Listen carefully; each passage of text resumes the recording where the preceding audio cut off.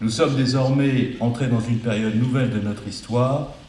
marquée durablement par la menace djihadiste. C'est d'ailleurs parce que je constate régulièrement l'efficacité dont font preuve les parquets dans la prise en charge des dossiers de terrorisme, dès lors qu'il s'agit d'identifier et de rechercher les auteurs de tels actes, avec toujours le double souci de la vérité des faits et de la dignité des victimes,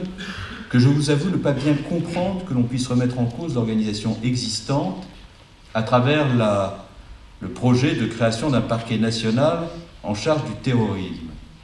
Cette proposition est formulée, il est vrai, par des personnes qui, manifestement, ne savent pas très bien de quoi elles parlent et qui n'ont pas pris la peine de discuter avec celles et ceux qui disposent d'une véritable expertise sur le sujet. Elle ne repose en effet sur aucune analyse sérieuse, mais ce n'est pas le seul sujet dans la République qui est traité de la sorte, et c'est la raison pour laquelle il faut absolument, sur les questions les plus complexes, que nous puissions, par un effort de pédagogie,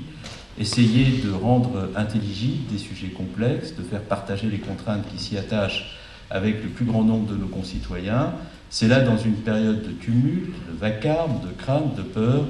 un enjeu extraordinairement difficile et en même temps absolument central. Puis surtout, cette idée est stérile parce qu'elle ne correspond en rien à un besoin qui aurait été identifié ou à des failles ou des défaillances de la réponse judiciaire qui auraient été diagnostiquées. Au contraire, de mon point de vue, le ministère public a largement démontré ces derniers mois son efficacité et qu'il me soit permis à ce stade et devant vous de saluer à nouveau le courage,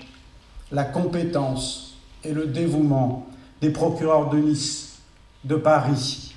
de Rouen pour Saint-Étienne-de-Rouvray et de Versailles pour Magnanville.